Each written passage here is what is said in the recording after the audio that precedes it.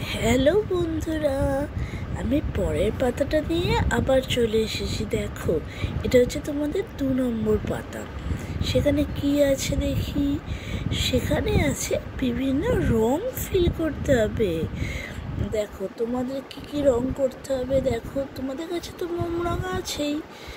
তাহলে দেখো, একটা রয়েছে তোমার বেগুনি কালার, আর রয়েছে তোমার সবুজ কালার, আর রয়েছে তোমার গেরুয়া আর হলুদ কালার। তাহলে এগুলো তোমরা তো করতেই পারবে। তারপরে দেখো নিচে রয়েছে একটি সূর্য। সূর্য ইংরাজি তোমরা জানো সান। তাহলে সানটাকে আমরা রং করব।